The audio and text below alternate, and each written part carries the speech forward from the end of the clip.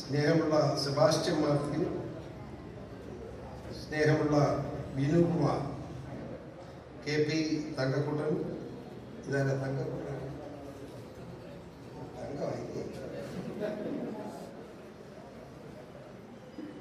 നമ്മുടെ സുബിത സാബു, സീമോൾ ബൈജു, സ്നേഹമുള്ള റോജി രാജൻ, അജി, രേഖാ പ്രസാദ്, രാജേഷ് ഉൾപ്പെടെ എന്നോടൊപ്പം ഇവിടെ എത്തിയ കോട്ടയം ജില്ലാ വൈസ് പ്രസിഡന്റ് സജി തെക്കെ, നല്ലവരായ സഹോദരി സഹോദരന്മാരെ, സഹപ്രവർത്തകരെ, സ്നേഹിതരെ, എവിടെ തുടങ്ങണം എന്ന് ഞാനിങ്ങനെ ആലോചിക്കുകയായിരുന്നു ഇവിടെ വന്നിരുന്നത്. കാരണം ഇന്നിപ്പോ കേരളത്തിൽ ചർച്ച ചെയ്യുന്ന ഏറ്റവും വലിയ പ്രശ്നം എന്ന് പറയുന്നത് ഭാരതാംബയുടെ ചിത്രമാണ്. ഭാരതാംബയുടെ ചിത്രം എന്ന് പറയുമ്പോൾ ആ ചിത്രത്തിൽ ഭാരതാംബ പിടിച്ചിരിക്കുന്ന കൊടി കാവ്യ നിറമാണെന്നുള്ളതാണ് ഏറ്റവും വലിയ പ്രശ്നം. വലിയ സഹിക്കാൻ പറ്റുന്നത്, ഭയങ്കര സൂക്കേടാണില്ല. അത് പിണറായി വിജയന് പോലും സഹിക്കുന്നില്ല, സതീശന് സഹിക്കുന്നില്ല, കോൺഗ്രസ്സുകാരനും കമ്മ്യൂണിസ്റ്റുകാരനും ഒക്കെ സഹിക്കാൻ പറ്റാത്തതുകൊണ്ട് വലിയ പൊട്ടി കരയുക. നമ്മുടെ ഗവർണറെ തകർത്ത് കളയുന്ന മറ്റുമാണ് പിണറായി വിജയനും മന്ത്രിമാരും പറയുന്നത്. പക്ഷേ എന്തുകൊണ്ട് ഇവർ ചരിത്രം പഠിക്കുന്നില്ല? ബഹുമാനപ്പെട്ട മുഖ്യമന്ത്രിയും പ്രതിപക്ഷവും കോൺഗ്രസും ഒക്കെ കമ്മ്യൂണിസ്റ്റ് പാർട്ടിയൊക്കെ ചരിത്രം പഠിക്കാൻ തയ്യാറാണ്.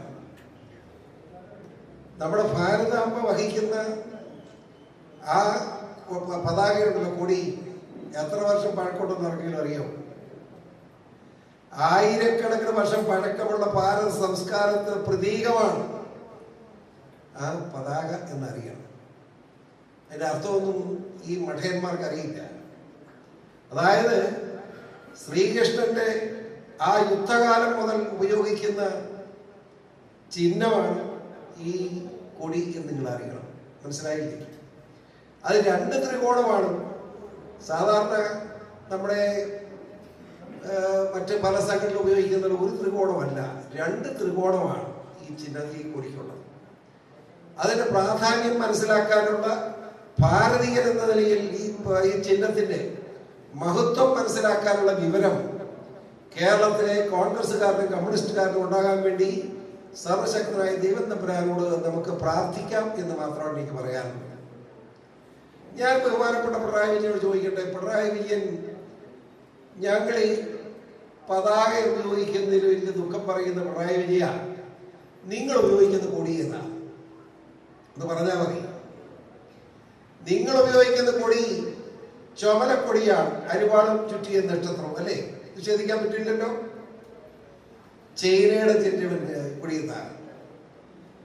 ഇന്ത്യക്ക് എപ്പോഴും എതിര് നിൽക്കുന്ന, ഇന്ത്യയെ തകർക്കാൻ ആഗ്രഹിക്കുന്ന, ഇന്ത്യയുടെ നഷ്ടം മാത്രം ആഗ്രഹിക്കുന്ന, പാകിസ്ഥാനെ കൊണ്ട് യുദ്ധം ചെയ്യിക്കുന്ന ചൈന എന്ന് പറയുന്ന കമ്മ്യൂണിസ്റ്റ് രാഷ്ട്രമായിരുന്ന, ഇപ്പോൾ മുതലാളിത്തത്തിന്റെ പേരിൽ മുതലാളിത്ത നയവുമായി സ്വീകരിച്ചുകൊണ്ട് മുന്നോട്ട് പോകുന്ന ചൈനയുടെ ചിഹ്നവും കൊടിയും ഈ അരിവാൾ ചുറ്റിയ നക്ഷത്രം ചുമലക്കൊടിയുമാണ്. അപ്പൊ നിങ്ങൾ ചൈനക്കാരാണ്. പിണറായി വിജയൻ പറയണം, കമ്മ്യൂണിസ്റ്റുകാർ പറയണം.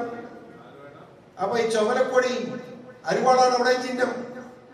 ചൈനയുടെ ഔദ്യോഗിക കൊടിയിലും ചുമല കൊടിയാണ്, അരിവാളുമുണ്ട്. അപ്പോ അതിന് ഉത്തരം പറയണ്ടേ? ഈ നമ്മുടെ ഭാരതാംബയുടെ ചിത്രത്തെ പറ്റി കുറ്റം പറയുന്ന പിണറായി വിജയൻ ഇതിനെപ്പറ്റി ഒരു അഭിപ്രായം പറയണ്ടേ? മര്യാദയാണോ നിങ്ങൾ കാണിക്കുന്നത്? പിന്നീട് കോൺഗ്രസ്സുകാരൻ എന്ന പതാക ത്രിവർണ്ണ പതാകയാണ്. ആ ത്രിവർണ്ണ പതാക ഇന്ത്യയുടെ സ്വാതന്ത്ര്യ സമരത്തിൽ ശക്തമായി പ്രതികരിച്ച കൊടിയാണ്. ആ കൊടിയിൽ നമ്മുടെ ത്രിവർണ്ണ പതാക എന്ന് പറയുമ്പോൾ അതിന് നടുക്ക് ചക്രം, അതാണ് ദേശീയ പതാകയായിട്ട് നമ്മൾ അംഗീകരിച്ചിട്ടുള്ളത്.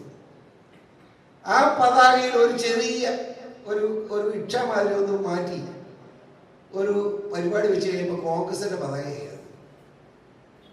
അപ്പം നമ്മുടെ കാവിക്കൊടിപ്പെട്ട് രാജ്യത്തെ ജനങ്ങൾ മുഴുവൻ വിശ്വസിക്കുന്ന, അഭിമാനത്തോടെ നോക്കിക്കാണുന്ന കാവിക്കൊടിയെ കുറ്റം പറയുന്ന കോൺഗ്രസ്സുകാരൻ രാജ്യത്തിന്റെ പ്രതീകമായിട്ടുള്ള ദേശീയ പതാകയെ തുല്യമായി കണ്ടുകൊണ്ടൊരു പതാകയുമായി നടക്കുന്നത് മര്യാദയാണ്? പറയണം. അത് പറയാതെ പോകരുത് കോൺഗ്രസ്സുകാരൻ. സതീശൻ പറയണം. പിന്നെ ഏറ്റവും സഹിക്കാൻ പാടില്ലാത്തത് നമ്മുടെ മുസ്ലിം ലീഗിനാണ്. ഭയങ്കര സങ്കടമാണ്. ഈ പതാക ഉപയോഗിക്കുന്നത് തെറ്റാണെന്ന് മാത്രമല്ല, ഗവർണറെ നാടുകടത്തണം, മൂക്കിലിടണമെന്ന് വരെയാ പറയുന്നത് മുസ്ലിം ലീഗ്.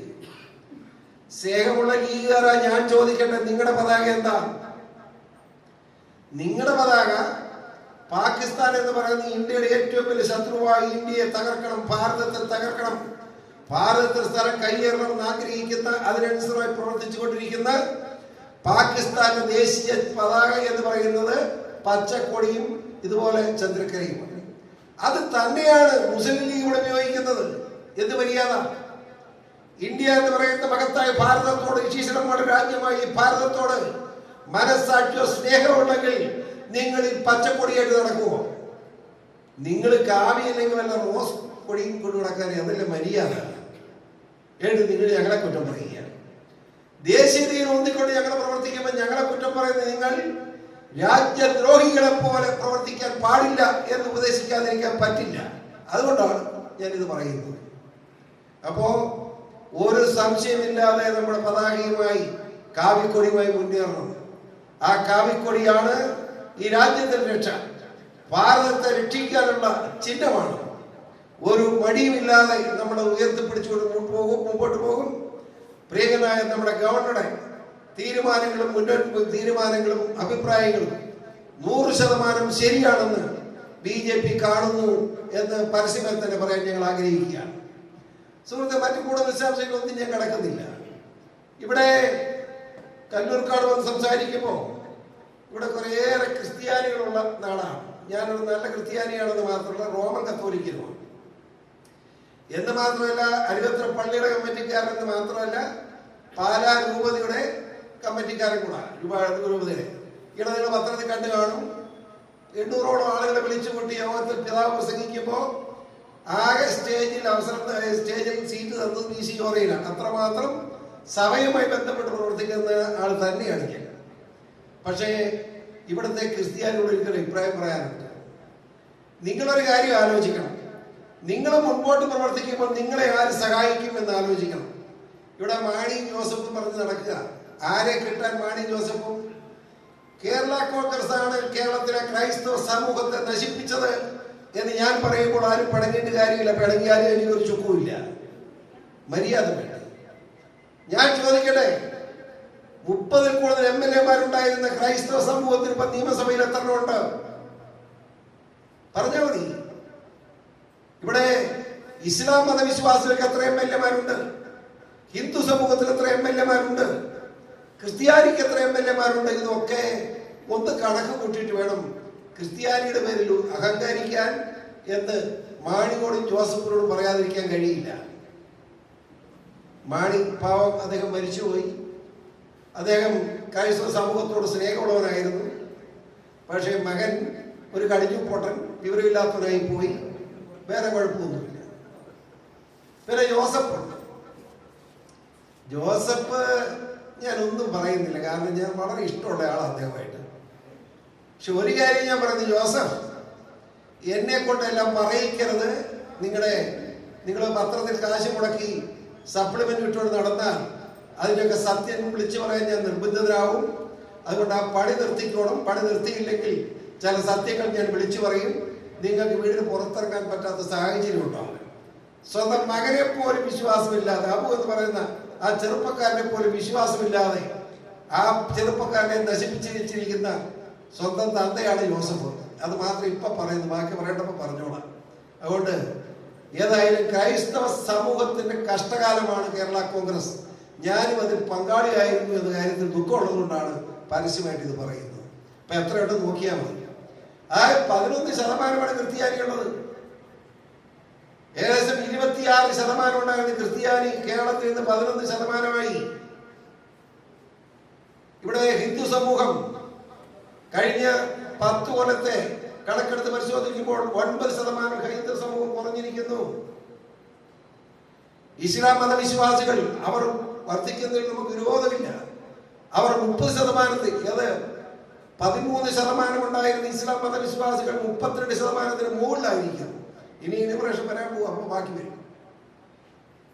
ഇസ്ലാം മതവിശ്വാസികൾ വർദ്ധിക്കുന്നതിൽ നമുക്ക് ദുഃഖമില്ല. പക്ഷേ ഇന്ത്യ ഗവൺമെന്റ് എന്ന് പറയുന്ന നമ്മുടെ സർക്കാർ പ്രഖ്യാപിക്കുന്ന നയപരിപാടികൾ എല്ലാ മതസ്ഥരും സ്വീകരിക്കേണ്ടതാണ്. പ്രത്യേകിച്ച് നമുക്കറിയാം, വളരെ നിർബന്ധമായും പറഞ്ഞിട്ടുള്ള ഒരു കാര്യമുണ്ട്. എന്താണ്? സന്താന നിയന്ത്രണം. നമ്മളൊന്ന് നമുക്കൊന്നെന്ന് വരെയായി. നമ്മൾ 2 നമുക്ക് 2, നമുക്ക് 3, എല്ലാവർക്കും 3 കൂടാൻ പാടില്ല എന്നൊക്കെ പറഞ്ഞു. ഇവിടുത്തെ മുസ്ലിം സഹോദരങ്ങൾ ഒഴിച്ചും ബാക്കി എല്ലാവരും ഭാരത ഗവൺമെന്റിന്റെയും കേരള സർക്കാർ, സംസ്ഥാന സർക്കാരിന്റെയും ആ വിപ്ലവ പ്രസംഗം മുഴുവൻ ശ്രദ്ധിച്ച് 2 കൂടുതൽ പാടില്ല എന്ന് തീരുമാനിച്ചു. പക്ഷേ ഇസ്ലാം മതവിശ്വാസികൾ അവരത് പ്രതികരിച്ചു. മറ്റു രീതിയിലല്ല, ഒരു 4-5 പിള്ളേരെ സൃഷ്ടിച്ചു, ഒരു 4 കല്യാണവും. അങ്ങനെ അവർ ഒരു 10 പിള്ളേരുടെ അപ്പനായി ഒരാൾ മാറി. ഇവിടെ മറ്റു മതസ്ഥർ 1-2 പിള്ളേരുടെ അപ്പനാകുമ്പോൾ 10-12 പിള്ളേരുടെ അപ്പനായിട്ട് വാപ്പായി, അല്ലെ വാപ്പായിട്ട്, അല്ലെങ്കിൽ വാപ്പായിട്ട് മുസ്ലിങ്ങൾ മാറി. അവരെ കുറ്റപ്പെടേണ്ട കാര്യമില്ല, അവരെ കുറ്റപ്പെടുത്താനും ഞാൻ ആഗ്രഹിക്കുന്നില്ല. അങ്ങനെ വന്നതുകൊണ്ട് സംഭവിച്ചെന്താ? ക്രിസ്ത്യാനി 11% ഉള്ളൂ. ഇപ്പോ നമ്മുടെ കോളേജുകളും സ്കൂളുകളും നടത്താൻ സിസ്റ്റേഴ്സ് ഉണ്ടോ? അച്ഛന്മാരുണ്ടോ? നമ്മുടെ ഏറ്റവും വലിയ ഗതികേടല്ലേ ഇവിടുത്തെ വിദ്യാഭ്യാസ സ്ഥാപനങ്ങളും ആതുരാലയങ്ങളും നടത്തുന്നതിൽ സ്തുത്യർഹമായ സേവനം അനുഷ്ഠിച്ചിരുന്ന അഭിനന്ദനായ സിസ്റ്റേഴ്സ് ആകെ 1-2 പിള്ളേരുടെ കന്യാസ്ത്രീയാൻ വിടാൻ പറ്റും. അതുകൊണ്ട് എന്ത് പറ്റി? ആശുപത്രി നോക്കാൻ ആളില്ല. അതുപോലെ തന്നെ നമ്മുടെ ആശുപത്രികൾ പൂട്ടിക്കെട്ടേണ്ട ഗതിയായി. നമ്മുടെ സ്കൂളുകളിൽ പഠിപ്പിക്കാൻ അധ്യാപകരെയും നമുക്ക് കിട്ടാത്ത ഗതിയായി. ഇത് വലിയ അപകടകരമായ നിലയിലേക്ക് നീങ്ങിയിരിക്കുകയാണ് എന്ന് സൂചിപ്പിക്കാതിരിക്കാൻ കഴിയില്ല. ഞാൻ പറഞ്ഞത്, ഞാൻ ഈ പറഞ്ഞതിനർത്ഥം നാളെ വരെ നിങ്ങളെല്ലാം കൂടെ പിള്ളേരെ സൃഷ്ടിച്ചുകൊണ്ട് ഇറങ്ങണം എന്ന് പറയുന്നത് തെറ്റിദ്ധരിക്കണ്ട. ഞാൻ പറഞ്ഞത് എല്ലാത്തിനും ഒരു മാനദണ്ഡം ഉണ്ടാകണം എന്ന അഭിപ്രായം കൊണ്ട് പറഞ്ഞു എന്ന് മാത്രമേ ഉള്ളൂ. 2 ദിവസം മുമ്പ് ഞാൻ തൊടുപുഴ ഒരു യോഗത്തിൽ സംസാരിച്ചപ്പോൾ ഞാൻ പറഞ്ഞു, മഹാത്മാഗാന്ധി അദ്ദേഹത്തോട് നമ്മുടെ രാഷ്ട്രപിതാവാണ്. വളരെയേറെ ആദരവും ബഹുമാനവും രാഷ്ട്രപിതാവ് എന്ന നിലയിലുണ്ട്. പക്ഷേ നമ്മുടെ ചരിത്രം സത്യസന്ധമായിട്ടല്ല വന്നിരിക്കുന്നതെന്ന് പരാതി വളരെ ആധികാരികമായി പറയാൻ ഞാൻ ആഗ്രഹിക്കുന്നു. ചരിത്രത്തിന്റെ ഭാഗത്ത് പറയണ്ടേ? ജവഹർലാൽ നെഹ്റു എന്ന് പറയുമ്പോൾ എന്താ? ഞാൻ 1-ാം ക്ലാസ് പോലും പഠിച്ച് ജവഹർലാൽ ചാച്ചാ നെഹ്റു, പിള്ളേരുടെ നെഹ്റു, പിള്ളേരെ മുഴുവൻ കൊണ്ട് നടക്കുന്ന നെഹ്റു. ഇത്ര വലിയ നെഹ്റു ഇല്ല. നെഹ്റു മാത്രമാണ് ഞാൻ പഠിച്ചത്. നിങ്ങളൊക്കെ പഠിച്ചില്ലേ? വസ്തുത എന്താണ്? നമ്മളെ പഠിപ്പിച്ച എന്താ? അദ്ദേഹം മതവും ജാതിയും ഇല്ലാത്തവനാണ്. ഞാൻ പഠിച്ചത് അങ്ങനെ. നിങ്ങൾ അങ്ങനെയാണോ പഠിച്ചത്? ആരെങ്കിലും പഠിച്ചായിരുന്നോ? ജാതിയും മതവും ഇല്ലാത്തവനാണെന്നാണ് പഠിച്ചത്. പക്ഷെ അങ്ങേരുടെ പ്രൈവറ്റ് സെക്രട്ടറി ആയിരുന്ന മത്തായി എഴുതി വെച്ച എന്താ? നെഹ്റു ഒരു മുസൽമാനായിരുന്നു. അത് പറയുമ്പോൾ എന്തിനാ വിഷമിക്കുന്നേ? ആ വിഷമിക്കേണ്ട കാര്യം പറയുമ്പോൾ മുസൽമാനായിരുന്നു നാണക്കെടുമല്ലോ. സ്വയം തന്റെ ഞാൻ മുസൽമാനാണെങ്കിൽ മുസൽമാനാണെന്ന് പറയാനുള്ള ധാർമ്മികത കാണിക്കണം. അല്ലാതെ ഒളിച്ച് നിസ്കരിച്ചുകൊണ്ട് കാര്യമില്ല. അസൽ മുസൽമാൻ എന്താ കുഴപ്പം? ഇവിടെ മുസൽമാൻ എന്ന നിലയിൽ ഇന്ത്യയിൽ ഏറ്റവും കൂടുതൽ അംഗീകാരമാണുള്ളത്. നമ്മുടെ രാഷ്ട്രപതിമാർ എത്ര പേര്, രാജ്യത്തെ പ്രസിഡന്റുമാരായിട്ട് എത്ര മുസ്ലിം നേതാക്കന്മാർ വന്നു? നമ്മൾ അബ്ദുൽ കലാം ആസാദ് ഉൾപ്പെടെ വന്നില്ലേ? നമുക്ക് ഓരോരുത്തരെടുത്തോളൂ. ഇന്ത്യൻ സ്വാതന്ത്ര്യ സമരത്തിൽ ഏറ്റവും കൂടുതൽ സംഭാവന നൽകിയ സമൂഹം എന്ന് പറയുന്നത് ഇവിടുത്തെ മുസ്ലിം സഹോദരങ്ങളാണ്. അവിടെ ചെറുതായിട്ട് നമ്മൾ കാണുന്നില്ല. അതുകൊണ്ട് അവരെ ചെറുതാക്കാനും പാടില്ല. പക്ഷേ അത്രമാത്രം സ്നേഹവും സൗമനസ്യം നൽകി ഈ രാജ്യത്തെ, ഭാരതത്തെ സ്നേഹിച്ച മുസ്ലിം സഹോദരങ്ങളിൽ ഒരു വിഭാഗം, വളരെ അടിവരയിട്ട് പറയാൻ ആഗ്രഹിക്കുന്ന ഒരു വിഭാഗം ഈ രാജ്യത്തോട് സ്നേഹമില്ലാതെ തീവ്രവാദ സ്വഭാവവുമായി നീങ്ങുന്നു എന്ന സത്യം നിഷേധിക്കാൻ നമുക്ക് കഴിയില്ല. ഇത് സമ്മതിക്കാൻ പറ്റില്ല. എനിക്ക് പറയാനുള്ളത് എന്താന്ന് ചോദിച്ചാൽ, യഥാർത്ഥ മുസൽമാന്മാർ ചെയ്യേണ്ടത് എന്താ? നല്ലവരായ മുസ്ലിം സഹോദരങ്ങൾ, നിങ്ങൾ ഇങ്ങനെ വഴിതെറ്റിപ്പോകുന്ന ഈ സഹോദരങ്ങളെ, തീവ്രവാദത്തിലേക്ക് പോകുന്ന സഹോദരങ്ങളെ കൂടി ഈ ഭാരതത്തിന്റെ ഭാഗമാക്കി മാറ്റാൻ, നമ്മുടെ സംസ്കാരത്തിന്റെ ഭാഗമാക്കി മാറ്റാനുള്ള ശക്തമായ ഇടപെടൽ നടത്തണം എന്നാണ് എനിക്ക് അപേക്ഷിക്കാനുള്ളത്. പാണക്കാട് തങ്ങളോട് ഉൾപ്പെടെ പറയാനുള്ളത് അതാണ്. അതല്ലാതെ സ്കൂളിൽ രാവിലെ 9:30 ക്ലാസ് എടുക്കുന്നവരൊക്കെ പറ്റുകയില്ല, ഞങ്ങൾക്ക് നിസ്കരിക്കണമെന്നാണ് പറഞ്ഞത്. 9:30 നിസ്കാരമുള്ളതായിട്ട് ഞാൻ അറിഞ്ഞില്ല. ഈരാറ്റുപേട്ടക്കാരൻ 9:30 ഇവിടെ നിസ്കാരം ആർക്കറിയാം? രാവിലെ പള്ളിക്കൂടത്തിൽ 6 മണി 6:30 ആകുമ്പം നിസ്കാരം പള്ളിക്കൂടത്തിൽ പോകണം. ശരിയാ, പിള്ളേർ ഓടിപ്പോകുന്നത് കാണാറുണ്ട്. പക്ഷെ 9:30 ക്ലാസ് എടുക്കുന്നതിന് ഇവർക്കെന്താ നഷ്ടം? പാണക്കാട് തങ്ങൾ പോലും ആ വർഗീയ സ്വഭാവത്തോട് സംസാരിച്ച് കണ്ടപ്പോൾ വലിയ ദുഃഖം തോന്നി. ദൈവത്തിന് ഓർത്ത് അങ്ങനെ പോകരുത് എന്നാണ് മുസ്ലിം ലീഗിന്റെ നേതാക്കന്മാരോടും നമുക്ക് അഭ്യർത്ഥിക്കാനുള്ളത് എന്ന് ഞാൻ ചൂണ്ടിക്കാണിക്കട്ടെ. നെഹ്റുവിനെ പറ്റി പറയുമ്പോൾ ഒളിച്ചു വെച്ചിട്ട് കാര്യമില്ല. ജവഹർലാൽ നെഹ്റു നമ്മുടെ രാജ്യത്ത് ചരിത്രം മാറ്റപ്പെട്ടത് കൊണ്ട് മാത്രം വലിയ നേതാവ് ഇന്നും ജനങ്ങളുടെ മനസ്സിൽ നിൽക്കുക. ഗാന്ധിജി രാഷ്ട്രപിതാവാണ്, അവിടെ നിൽക്കട്ടെ. എങ്ങനെ നെഹ്റു പ്രധാനമന്ത്രിയായി? സത്യത്തിൽ സർദാർ വല്ലഭായ് പട്ടേൽ ഇന്ത്യയുടെ പ്രധാനമന്ത്രി ആകേണ്ടതല്ലേ? വല്ലഭായ് പട്ടേൽ ആ സ്ഥാനത്തേക്ക് വരാതിരിക്കാൻ വേണ്ടി ഗാന്ധിജിയുടെ, മഹാനായ ഗാന്ധിജിയുടെ ചെറിയ പൊടിക്കൈകളിലൂടെയാണ് സർദാർ വല്ലഭായ് പട്ടേൽ പുറത്താക്കപ്പെട്ട് ഇവിടെ നെഹ്റു പ്രധാനമന്ത്രിയായി വന്നത്. നെഹ്റു കാശ്മീരിൽ ജനിച്ചയാളാണ്. മോത്തിലാൽ നെഹ്റുവിന്റെ മകനാണ്. മോത്തിലാൽ നെഹ്റു മുസൽമാനായിരുന്നു എന്ന് ചരിത്രം പറയുന്നു. അദ്ദേഹത്തിന്റെ വാപ്പ മുസ്ലിമായിരുന്നു എന്ന് ചരിത്രം പറയുന്നു. പിന്നെ അത് പറയുമ്പോൾ എത്ര വിഷമിക്കുന്നത്? നെഹ്റുവിന്റെ കാര്യം പറയുമ്പോൾ ഒരു വിഷമം വേണ്ട, ഞാനാണ് പറയുന്നത്. അദ്ദേഹം മുസൽമാനായിരുന്നു. അദ്ദേഹത്തെ മുസൽമാൻ സ്നേഹം എത്രമാത്രം ഉണ്ടെന്ന് തെളിവുകളൊക്കെ പറഞ്ഞുതരാം. നിങ്ങള് മുഹമ്മദ് ഗസ്നിയുടെ ഇന്ത്യൻ ആക്രമണങ്ങൾ ഒരു പുസ്തകമുണ്ട്. ഇത് നിങ്ങൾ എവിടെയെങ്കിലും കിട്ടി മേടിച്ചു വായിക്കണം. ഒരു അവന്തി എഴുതിയിട്ടുള്ളതാണ്. അവന്തി പബ്ലിക്കേഷൻസിന്റെ നിർബന്ധമായി നിങ്ങളൊന്ന് മേടിച്ച് പഠിക്കണം, വായിക്കണം എന്ന് ഞാൻ അപേക്ഷിക്കാം. അതായത് ലോകത്തെ ഏറ്റവും അധികം ഹൈന്ദവ സഹോദരങ്ങളെയും മുസ്ലിം അല്ലാത്ത മറ്റ് സിഖ്, ജാട്ട്, ക്രിസ്ത്യാനി ഉൾപ്പെടെ ജനവിഭാഗങ്ങളെയും ഏറ്റവും അധികം കൊന്നൊടുക്കിയിട്ടുള്ള കള്ളക്കാപാലികനാണ് മുഹമ്മദ് ഗസ്നി എന്ന് നിങ്ങൾ അറിയണം. ഇവൻ ചെയ്ത ക്രൂരതകൾ എത്ര വലുതെന്ന് നിങ്ങൾക്ക് അറിയാമോ? ഇവൻ രാജ്യം മുഴുവൻ കൊന്നൊടുക്കുകയായിരുന്നു. ഇന്ത്യയിൽ വന്ന് എത്ര ലക്ഷം ഹിന്ദുക്കളെ അടിച്ചും വെടിവെച്ചും കൊന്നു. കണക്കുണ്ടോ? ക്രിസ്ത്യാനിയൊക്കെ അത് തീരെ ചെറുതാണ്. ഒരു 10,000 തീരാളോ ഉണ്ടായിരുന്നു. പക്ഷേ ഹിന്ദു സമൂഹം മാത്രം അവരെയാണ് കൊന്നത് മുഴുവൻ. അവരുടെ പെൺകുട്ടികളെ കൊണ്ടുപോയി ബലാത്സംഗം ചെയ്തില്ലേവൻ. ഈ ഗസ്നി എന്ന് പറഞ്ഞ കാപാലികൻ ഇന്ത്യയിൽ എത്തി ഭീകരമായ ആക്രമണം നടത്തി. ലക്ഷക്കണക്കിന് ഹൈന്ദവ സഹോദരങ്ങളെ വെടിവെച്ചു കൊന്നും വട്ടിക്കൊന്നും ശേഷം അവരുടെ സ്ത്രീകളെ തട്ടിക്കൊണ്ടുപോയി അവരെ മാർക്കറ്റിൽ കൊണ്ട് വിൽപ്പന നടത്തിയില്ലേ? പെണ്ണുങ്ങളെ വിൽക്കുക, ലേലം ചെയ്ത് വിൽക്കുകയായിരുന്നു. പുസ്തകം വായിക്കണം വല്ലപ്പോഴും. അതുകൊണ്ടാണ് നിങ്ങൾക്ക് പറഞ്ഞു തരുന്നത്. ഈ ഗസ്നിയെ പറ്റി നമ്മുടെ നെഹ്റു പറഞ്ഞ ഒരു വാക്ക് മുഴുവൻ വായിക്കാൻ സമയമില്ലല്ലോ. അതായത് ഇവനെ പറ്റി നെഹ്റു പറഞ്ഞ വാക്ക് സഹിക്കാൻ പറ്റുന്നല്ല. അതുകൊണ്ടാണ് ഞാനിവനൊരു കൊള്ളക്കാരനെ, ഗസ്നി ഒരു കൊള്ളക്കാരനാണെന്നാണ് ഞാൻ കരുതുന്നത്. ഞാനെന്നല്ല, ചരിത്രം പഠിച്ചിട്ടുള്ള എല്ലാവരും പറയും ഗസ്നിയാണ് ഇന്ത്യയിലെ ഏറ്റവും വലിയ കൊലപാതകി. ഇന്ത്യ രാജ്യത്തെ ഏറ്റവും ഇവന് ഇന്ത്യക്കാരനല്ലെന്ന് പറയണം, കടന്നു കയറിയ യുദ്ധ ഭീകരന്മാരായിട്ട് കടന്നു വന്നാണ് നമ്മളെ കൊന്നൊടുക്കിയത്. അത് മുഹമ്മദും, ഞാൻ വായിക്കും ഒരു സെന്റൻസ് പുസ്തകത്തില്, മുഹമ്മദും സൈന്യം സമീപിച്ചപ്പോൾ ആയിരക്കണക്കിന് ജനങ്ങൾ ക്ഷേത്രത്തിൽ അഭയം പ്രാപിച്ചു.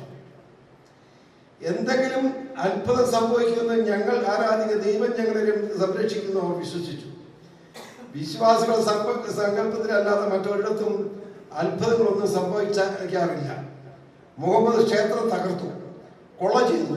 ഒരിക്കലും സംഭവിക്കാത്ത അത്ഭുതത്തിന് വേണ്ടി കാത്തിരുന്ന 50,000 മനുഷ്യർ അവിടെ ചത്തൊടുങ്ങി. ഒരു ക്ഷേത്രത്തിന്റെ മാത്രം വന്നതാണ് 50,000 ഹൈന്ദവ. എന്റെ കണക്കനുസരിച്ച് ഒരു 5 ലക്ഷത്തിന് മുകളിൽ ഹൈന്ദവ സഹോദരങ്ങളെ കൊന്നിട്ടുണ്ട് ഈ കാപാലികൻ. മനസ്സിലായില്ലേ? ഒന്നുകൂടെ പറയാം. കോട്ടയിലകപ്പെട്ട പൗരജനങ്ങളെ, ഇത് പേജ് 23, പൗരജനം കൂട്ടക്കൊളിച്ച മറ്റ് 2 സംഭവങ്ങളാണ് ചരിത്രത്തിലുള്ളത്. മേവാർ കോട്ടയിൽ അഭയം തേടി 30,000 ഹിന്ദുക്കളെ അക്ബർ കൂട്ടക്കൊല ചെയ്തു. ഏത് അക്ബർ കേട്ടിട്ടാണ്? നമ്മുടെ രാജ്യത്തെ ഭരിച്ചവൻ അക്ബർ, അടുത്ത കള്ളൻ.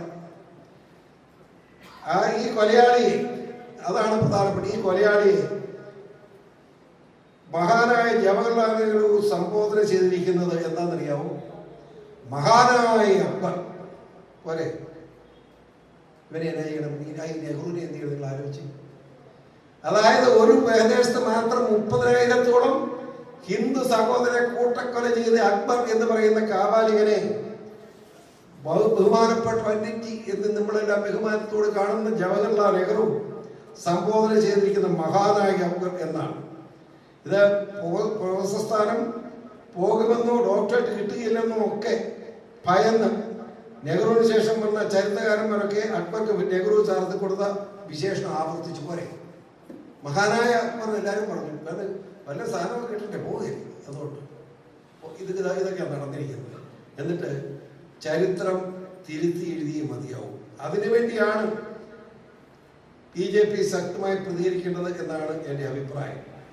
അതുപോലെ പല സംഭവങ്ങളുണ്ട്. ഇനിയോട്ട് പറയാൻ ഒത്തിരി ഇതുപോലെ എത്ര സംഭവങ്ങളാണ് ഉണ്ടായിരിക്കുന്നത്. പുസ്തകം കൂടെ വായിക്കാൻ സമയമില്ലാത്തതുകൊണ്ട് ഞാനതിൽ കിടക്കുന്നില്ല.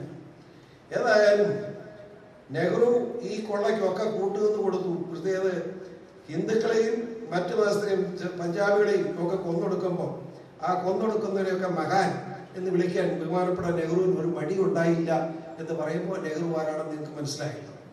അല്ലാതെ നെഹ്റുവിൻ്റെ മഹത്വം പറഞ്ഞത് എന്നെ ആരും പേടിപ്പിക്കേണ്ട, ഞാൻ എല്ലാം പഠിച്ചു വെച്ചിട്ട് തന്നെ പറയുന്നില്ല, പറയാറില്ല. ഞാൻ ദീർഘിപ്പിക്കുന്നു സഹോദരങ്ങളെ. നമുക്ക് ഇങ്ങനെ പോകാൻ പറ്റില്ല. BJP എന്ന് പറയുമ്പോൾ നമ്മളിങ്ങനെ കൂടുതൽ തിരിയുന്നതുകൊണ്ടാണ് വേറൊന്നുമില്ല. ഇത് ഇരിക്കുന്ന നമ്മുടെ ജില്ലാ സെക്രട്ടറി. അതായത് ഞാൻ കാണുന്ന ഒരു കുഴപ്പം എന്നറിയോ, വളരെ ശക്തമായി പ്രതികരിക്കാനുള്ള നിലപാട് നമ്മൾ എടുക്കണം. നടക്കണം എന്ന് പറഞ്ഞാൽ ഒരു വിട്ടുവീഴ്ചയില്ലാത്ത ഇടപാടിലേക്ക് നമുക്ക് മാറണം. ഞാനിത് പറയാൻ തെറ്റിദ്ധരിക്കരുത്. നമ്മുടെ കമ്മിറ്റിയുടെ കൂടെ എല്ലാം രഹസ്യമാണ്. എന്ത് രഹസ്യം? ജനങ്ങൾക്ക് വേണ്ടി പ്രവർത്തിക്കുന്ന ഒരു പ്രസ്ഥാനമാണ് BJP. ആ BJPയുടെ പ്രവർത്തനങ്ങൾ ജനങ്ങളെ അറിയിച്ച് തന്നെ ചെയ്യണം. മനസ്സിലായില്ലേ? എന്തിനാണ് ചോദിക്കുന്നത്? ജനങ്ങൾ അറിഞ്ഞുള്ള പ്രവർത്തനം എന്ന് നമുക്ക് നമ്മൾ കക്കാനും പൊട്ടിക്കാനും പോകുന്നവരല്ല. അല്ലെ, പിണറായിയുടെ SFIക്കാരും DYFIക്കാരും ഒക്കെ ഇപ്പൊ കാണുന്നുണ്ട് പത്രത്തിൽ. ഞാൻ അതിലേക്കൊന്നും കിടക്കുന്നില്ല. ഈ കേരളത്തിലെ ഗതി എന്താ ഇപ്പൊ? ഇന്ന് രാവിലെ പത്രം വായിച്ച മനുഷ്യൻ സഹിക്കുമോ?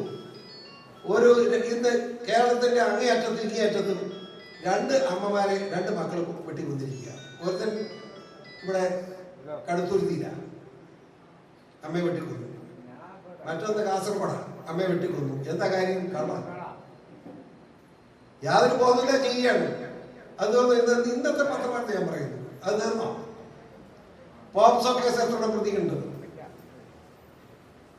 ഇന്ന് മനസ്സിലാക്കേണ്ട ഒരു കാര്യം, ഒരു വിദ്യാർത്ഥിനിയെ 2 കശ്മലന്മാർ ചേർന്ന് ബലാത്സംഗം ചെയ്തു. 1000 വാർത്ത. അത് ഇപ്പൊ പത്രം വായിക്കാൻ പോലും പറ്റാത്തതിനാണ്. അപ്പനും മകളും മകനും കൂടി ഇന്ന് പത്രം വായിക്കാൻ പറ്റുമോ? ഞാൻ ദിവസം 6 പത്രം വായിക്കുന്നയാളാണ്. അപ്പൊ എൻ്റെ അടുത്ത് പിള്ളേരൊക്കെ വന്നിരിക്കും. എനിക്ക് പേടിയും പത്രം പിള്ളേരോട് ഇരുന്ന് വായിക്കാൻ. ആ ഗതിയായിട്ട് ഇതെങ്ങനെ മുന്നോട്ട് പോകും? അതുകൊണ്ട് ഇതിനെ ശക്തമായി പ്രതികരിക്കണം. നമുക്ക് മിണ്ടാതിരിക്കാൻ പാടില്ല. ഇങ്ങനെ സംഭവങ്ങൾ ഉണ്ടാകുമ്പോൾ നിങ്ങൾ BJPയുടെ പ്രവർത്തകർ സംഭവസ്ഥാനത്ത് എത്തണം. ഇത് നടക്കില്ലടാ എന്ന് ഡയറ്റേഡമായിട്ട് പറയണം. അങ്ങനെ പറഞ്ഞു തന്നെ നമ്മൾ മുമ്പോട്ട് പോയാൽ ഇതിനൊക്കെ പരിഹാരം ഉണ്ടാക്കാൻ പറ്റും. കുറേയേറെ പരിഹാരം നമുക്ക് ഉണ്ടാക്കാൻ കഴിയും. നമ്മുടെ പിള്ളേരുടെ മദ്യപാനം അവസാനിപ്പിക്കണ്ടേ? മദ്യം മാത്രമാണോ? ചരസ്. ഇപ്പൊ സ്റ്റാമ്പ് നാക്കൽ ഒട്ടിച്ചാൽ സുഖമെന്നാണ് പറഞ്ഞത്. 2 മണിക്കൂറൊക്കെ വളരെ സുഖമെന്നാണ് പിള്ളേർ പറയുന്നത്. പോരെ, എങ്ങനെ പോയി നിൽക്കും? എങ്ങനെ പോയി എവിടെ പോയി നിൽക്കും? നമുക്ക് മദ്യത്തിനും മയക്കുമരുന്നിനെതിരെയുള്ള പോരാട്ടം നമ്മുടെ അമ്മമാരും സഹോദരങ്ങളും ശക്തമായി കൊണ്ടുപോകണം എന്നുകൂടി ഞാൻ അപേക്ഷിക്കുന്നു. ഞാൻ മറ്റു വിശദാംശങ്ങളൊന്നും കടക്കുന്നില്ല. ഇവിടം എന്ന് പറയുമ്പോൾ ഈ സ്ഥലം എനിക്കറിയാം. കേരള കോൺഗ്രസ് സംസ്കാരം കൂടുതലുള്ള സ്ഥലമാണ്. നമ്മുടെ PD ഫ്രാൻസിസ് എഴുത്തുകാരൻ ഇവിടെ ഏറ്റവും അടുത്ത സുഹൃത്താണ്. അവനിപ്പോ വലിയ കേരള കോൺഗ്രസ് ഒന്നും ഇല്ല, അവന് വിവരമുള്ളവരാണ് തോന്നി, അതുകൊണ്ടാണ് അവനിപ്പോ നല്ല കൃഷിക്കാരുടെ വിഷയമായിട്ട് കിടക്കാണ്. കർഷക ഒപ്പന്മാർ അങ്ങനെ നല്ല കാര്യമൊക്കെ ചെയ്യുന്ന പി ഡി ഫ്രാൻസിസ് എല്ലാ അഭിനന്ദനങ്ങൾ അറിയിക്കണം. എൻ്റെ കൂട്ടത്തിൽ ചെറുപ്പമുണ്ടായിരുന്ന പി ഡി ഫ്രാൻസിസ് മറ്റേ ബാങ്ക് പ്രസിഡന്റ് ജോലിയല്ലേ, ഇപ്പൊ പഞ്ചായത്ത് ജോലിയാണ്. അവൻ ഇച്ചിരി ജോസഫ് പറഞ്ഞ് കിടക്കുക, നശിക്കാൻ പോകും. അവരെ കൂടെ നല്ല വാക്ക് പറഞ്ഞ് എങ്ങനെയെങ്കിലും തിരിച്ചു കൊണ്ടുവന്നാൽ കൊള്ളാം. അവൻ നന്നായിട്ട് അത് നല്ല ചെറുക്കനാണ്, നല്ല മാത്രം ചെറുക്കനാണ്. എനിക്കറിയാം, എൻ്റെ ഒരു ജോലിയതാണ്. പി ഡി ഫ്രാൻസിസ് നമ്മൾ ഒരുമിച്ചുണ്ടായിരുന്നത്. ജോളി എൻ്റെ ഒരു അനിയനെപ്പോലുള്ള ആളാണ്. ജോളി എങ്ങനെ ജോസഫിന് പറയാൻ നടന്ന് വട്ടുപിടിച്ച് നടക്കുന്ന ആവശ്യമില്ല. അത് മാത്രം ഞാൻ ഇവിടെ സൂചിപ്പിക്കുമെന്ന് ഞാൻ പറയുന്നില്ല. സുഹൃത്തെ, മറ്റു വിശ്വാസികൾ ഒന്ന് കിടക്കുന്ന നമുക്ക് ഞാൻ പറഞ്ഞതുപോലെ നമുക്ക് ശക്തമായി പ്രതികരിച്ച് മുമ്പോട്ട് പോകണം. നല്ല രീതിയിൽ പ്രവർത്തിക്കണം. പഞ്ചായത്ത് ഇലക്ഷൻ കടന്നു വരികയാണ്. ആ പഞ്ചായത്ത് ഇലക്ഷൻ ഇപ്പോൾ ഇവിടെ 2 പഞ്ചായത്ത് മെമ്പർമാർ ഇരിക്കുന്നു എന്ന് ഞാൻ മനസ്സിലാക്കി, അല്ലേ? 1 2 ഒരാളൊന്നില്ല. നമുക്കത് പോരാ. പഞ്ചായത്തുകൾ പിടിച്ചു പിടിക്കും. പഞ്ചായത്ത് മാത്രമല്ല, പഞ്ചായത്ത് പോലെ ബ്ലോക്ക് പഞ്ചായത്ത് പിടിക്കണം. നിങ്ങൾ ഓർത്തോണം. പഞ്ചായത്ത് പോലെ പഞ്ചായത്ത് ബ്ലോക്ക് കൊണ്ടുപോകണമെന്നല്ല, ജില്ലാ പഞ്ചായത്ത് നമ്മളുണ്ടാവും. അങ്ങനെ ശക്തമായി ഇത് എറണാകുളം ജില്ലയാണ്. എറണാകുളം ജില്ല നമ്മളെ സംബന്ധിച്ചിടത്തോളം 3 ജില്ലകളാണ്. നമ്മുടെ പാർട്ടിയെ സംബന്ധിച്ചിടത്തോളം 14 ജില്ലകളെ 30 ജില്ലകളായി തിരിച്ചിരിക്കുക. 30 ജില്ലാ പ്രസിഡന്റുമാരും ജില്ലാ ഭാരവാഹികളുമാണ്. അതാണ് ഇവിടെ ജില്ലാ പ്രസിഡന്റ് അതുപോലെ ജില്ലാ സെക്രട്ടറി വന്നേക്ക അങ്ങനെയാണ് ഇവിടെ വന്നിരിക്കുന്നത്. തീർച്ചയായും നമ്മുടെ ഇ പി സജീവ് ഈസ്റ്റ് ജില്ലാ പ്രസിഡന്റാണ്. ശരി, അപ്പം മറ്റേ ജില്ലാ പ്രസിഡന്റുമാർ 1 ടൗണാണോ എറണാകുളം സിറ്റി, 1 നോർത്ത്. അപ്പം 3 ജില്ലാ പ്രസിഡന്റുമാർ.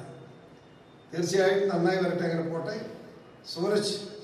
സൂരജ് എൻ്റെ കൂടുതൽ തയ്യാറെടുപ്പിടിച്ചിരുന്ന മലയൻ്റെ ചേട്ടൻ്റെ മകൻ. ഇങ്ങനെ എനിക്ക് ചെറിയ ചെറിയ ബന്ധങ്ങളൊക്കെ ഉണ്ട് എനിക്കിവിടെ, ഞാൻ സൂചിപ്പിച്ചു എന്നേ ഉള്ളൂ. തീർച്ചയായും നിങ്ങളെല്ലാവരും കൂടി ഒത്തൊരുമിച്ച് പ്രവർത്തിക്കണം. പഞ്ചായത്ത് മെമ്പർ ഇനിയും മത്സരം ജയിക്കണം. ഇടപെടെ അറിയിക്കല്ലേ, നമുക്ക് എല്ലാ വാർഡിലും മത്സരിക്കണം. ഞാൻ പറഞ്ഞു, എല്ലാ വാർഡിലും താമരച്ചിഹ്നം വരച്ചു വെക്കാൻ പാടില്ലേ? താമര ചിഹ്നത്തിൽ തന്നെ മത്സരിക്കണം.